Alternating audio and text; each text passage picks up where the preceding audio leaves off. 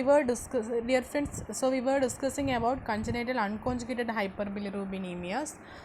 We have to study four congenital bilirubinemias in total: Gilbert's disease, Crigler-Najjar syndrome, Dubin-Johnson syndrome, and Rotor syndrome. Okay, these four congenital hyperbilirubinemias we have to study. First, we will study about congenital unconjugated hyperbilirubinemias. Okay. This is Gilbert disease and Crigler-Najjar syndrome. Two congenital hyperbilirubinemias, Gilbert disease and Crigler-Najjar syndrome, shows unconjugated hyperbilirubinemia. Okay. What about Gilbert disease? Gilbert disease is an autosomal and dominant trait disease, and defect is in the uptake of bilirubin by the liver. Defect is in the uptake of bilirubin by the liver. You know, bilirubin is bonded with albumin and reaches hepatic sinusoids, and bilirubin detached from albumin and taken up by hepatocytes. Okay, this is defective in Gilbert disease. Okay, patient is asymptomatic except for mild jaundice. Patient will show mild jaundice such as scleral redness, scleral yellowishness of sclera, yellowishness of skin, etc. But they are asymptomatic and except for mild jaundice. You have studied about the uptake of bilirubin by hepatocytes. The bilirubin is uptake by hepatocytes mediated which is carrier mediated. The protein help in carrier mediated transport of bilirubin to hepatocytes are ligandin, protein X, protein Y, protein etc. So any defect in the uptake or any defect in these proteins like ligandins and protein X, protein Y etc. will lead to Gilbert disease, which is an asymptomatic disease, and they will show only mild jaundice. No treatment is required. Okay. Now Crigler-Najjar syndrome. This is two types: Crigler-Najjar syndrome type 1 and type 2. Both this disease shows unconjugated hyperbilirubinemia. Okay. The defective conjugation is seen. There are two types: Crigler-Najjar syndrome type 1, Crigler-Najjar syndrome type 2. How the bilirubin is conjugated? It is conjugated with the glucuronic acid by glucuronidase transferase enzyme. Any defect in this glucuronidase transferase enzyme and conjugation of bilirubin will lead to Crigler-Najjar syndrome. What is the difference between 1 and 2 Crigler-Najjar syndrome? In Crigler-Najjar syndrome type 1, that is very rare. This is very rare because baby will die soon after the birth. And autosomal recessive disorder. The Gilbert syndrome was autosomal dominant type, but the Crigler-Najjar syndrome type 1 is autosomal recessive disorder. Mutation in gene encoding UGT, that is glucuronidase transferase, UDP glucuronidase transferase, and severe deficiency of UDP glucuronidase transferase is seen in this type 1 disease, and bilirubin will be very high, more than 20 milligram per deciliter. Okay.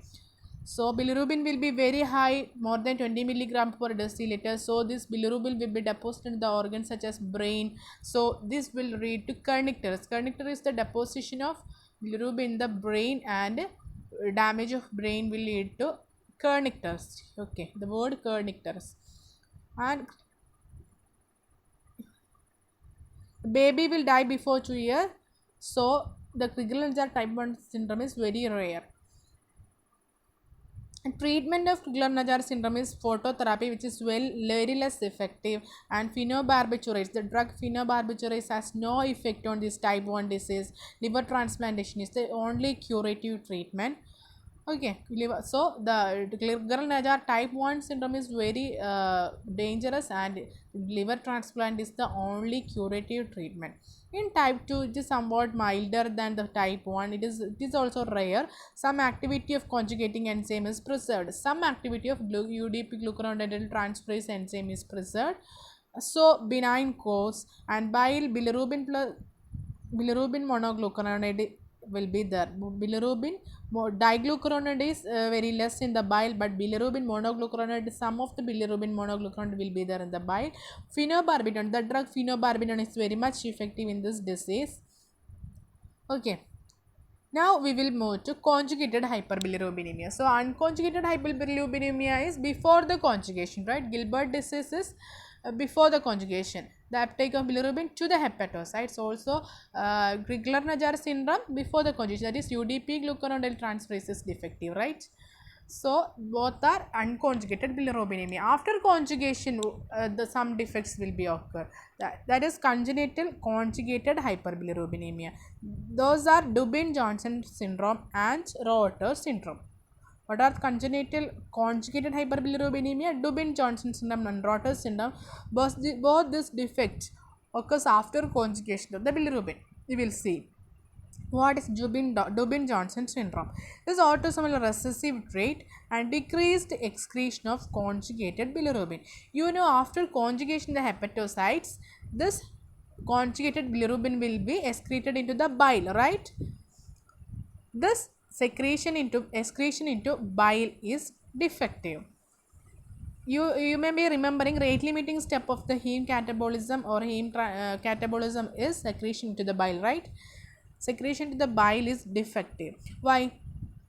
This secretion of the conjugated bilirubin into the bile is with the help of an active transporter MRP2 or multidrug resistant protein 2, MRP2.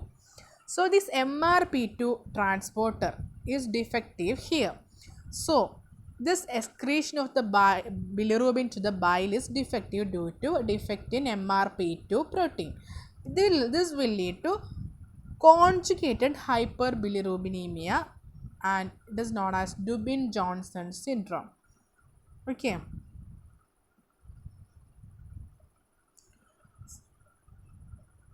You have to study MRP2, not MOAT. Okay. MRP2. It is known as black liver jaundice. It is also known as black liver jaundice because liver become black. The defect is where the defect, it is the rate limit, defect is in the rate limiting step, that is secretion of the conjugated bilirubin into the bile, defect in multi-drug resistant protein 2 or MRP2. Okay. Then Rotor syndrome. What is Rotor syndrome? Here also unconjugated bilirubin, conjugated bilirubinemia is seen because this defect also occur after conjugation of the bilirubin. Okay, this is also an autosomal recessive condition and defective excretion of conjugated bilirubin. Actually, I have read in some textbook that the defect is where the conjugated bilirubin in the hepatocytes, some part is released into enterohepatic circulation, right? Enterohepatic circulation. Okay. Some of the conjugated bilirubin is again taken up by hepatocyte by the help of protein OAT1B1, OAT1B3. Okay. OAT1 means OAT1. OAT1 means organic anion transporter 1B1, organic anion transporter 1B3. That is OAT1B1 and OAT1B3 is defective. That is some part of the conjugated bilirubin before entering to the enterohepatic circulation will be taken up by hepatocytes. Any problem with this taken up of hepatocytes will lead to Rotor syndrome, which is direct hyperbilirubinemia is seen. So the Dubin-Johnson syndrome, the MRP2 protein is defective, and in Rotor syndrome OAT1B1 on OAT1B3 was defective. Okay. Here no staining of liver is seen, but in Dubin-Johnson syndrome staining of liver is seen, so it is known as black liver jaundice, but in Rotor syndrome very minute defect, so no staining of liver is seen. In acute hyperbilirubinemia, now we will move to acute. Now so far we have studied about congenital bilirubinemia with unconjugated hyperbilirubinemia are Crigler-Najjar syndrome and Gilbert syndrome. Conjugated hyperbilirubinemia seen in Rotor syndrome and Dubin-Johnson syndrome. In Rotor syndrome, OAT1B1 protein is defective, that is uptake of conjugated bilirubin to the hepatocyte back to the hepatocyte is defective. In Dubin-Johnson syndrome, the secretion of conjugated bilirubin to the bile is defective or MRP2 protein is mutated. So both this hyper and conjugated hyperbilirubinemia is seen, and Crigler-Najjar syndrome and Gilbert syndrome unconjugated hyperbilirubinemia is seen. Now acute hyperbilirubinemia, physiological jaundice, breast milk jaundice, hemolytic jaundice and hepatocellular jaundice and obstructive jaundice. So what are the acute hyperbilirubinemias? Physiological jaundice. Physiological jaundice you may be know. Breast milk jaundice is there, hemolytic jaundice is there, the hepatocellular jaundice is there and obstructive jaundice is there. What is this physiological jaundice? Neonatal hyperbilirubinemia. After birth of the baby, hyperbilirubinemia is seen and some jaundice is seen in some babies. After second day of mild jaundice,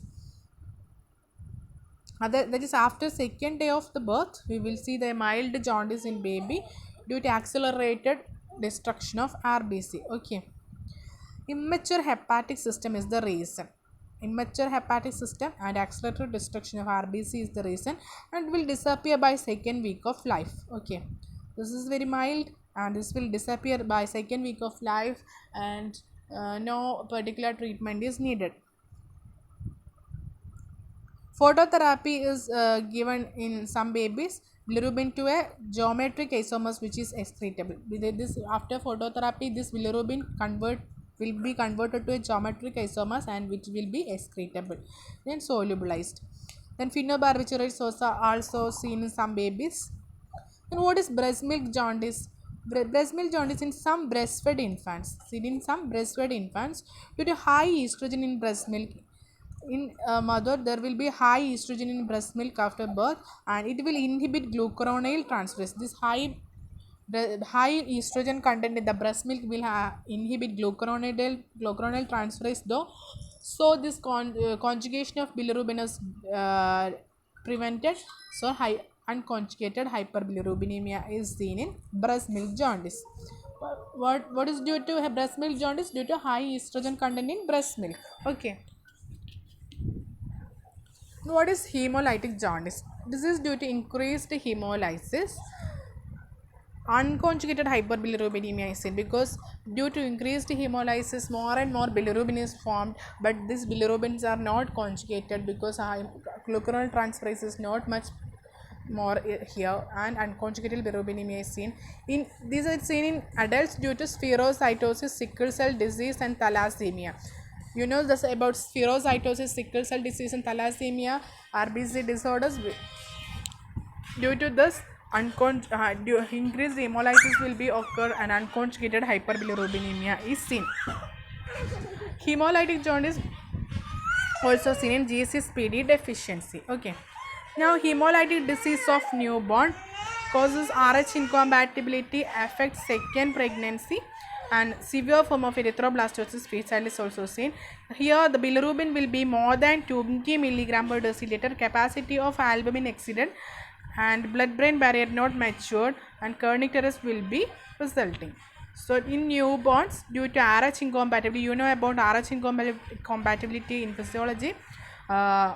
Due to Rh incompatibility, after second pregnancy, erythroblastosis fetalis may occur, and bilirubin may be more than 20 mg per deciliter, and capacity of albumin is exceeded. You know, bilirubin albumin is bonded together and transported in the blood, but here albumin is not much more than bilirubin. So bilirubin is very high, albumin is not much provided by the body. So this bilirubin will pass through the blood brain barrier, because in babies blood brain barrier is not that much matured, and kernicterus will occur. Okay. Then what will it result? Mental retardation, feeds toxic encephalitis, and spasticity will be resulting. What is treatment of hemolytic disease of newborn? Exchange transfusion. This blood is exchange transfusion. Blood is taken out and fresh blood is transfused. And phototherapy may be given in some babies. Blue light 440 nanometer, blue light 441 nanometer is given, and barbiturates also given. In hepatocellular jaundice, you know viral hepatitis, about viral hepatitis A, B, C, D, and G.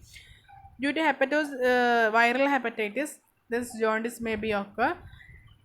Also may be due to alcohol and toxins. This hepatocellular jaundice may occur. In some, this autoimmune hepatitis and non-alcoholic steatohepatitis is seen. And general disease like Wilson disease, hemochromatosis, and porphyria may also lead to hepatocellular jaundice. What are the causes of hepatocellular jaundice? Viral hepatitis A to E, G, and alcohol toxins. Immunological like autoimmune hepatitis and NASH, that is non-alcoholic steatohepatitis.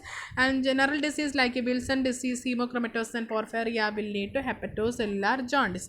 Also neoplasm like hepatocellular carcinoma, metastasis to liver, and lymphoma may lead to hepatocellular jaundice.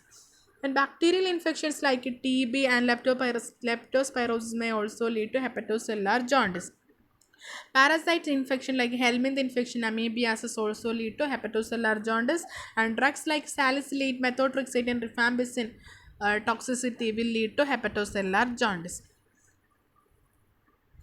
And what is the obstructive jaundice? This is due to obstruction.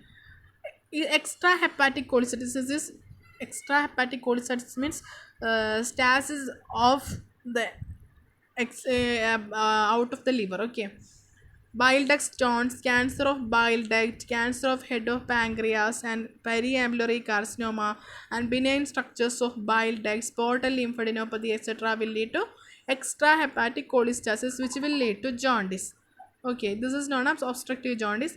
Intrahepatic cholestasis like alcoholic cirrhosis, primary biliary cirrhosis, non-alcoholic steatohepatitis, viral hepatitis, Dubin-Johnson syndrome also lead to obstructive jaundice. So obstructive jaundice, two types of causes: extrahepatic causes and intrahepatic causes. Extrahepatic causes, what we all read, bile duct stones, bile duct strictures, etc. Intrahepatic alcoholic cirrhosis and primary biliary cirrhosis, NASH, viral hepatitis, Dubin-Johnson syndrome is present. Okay, thank you so much.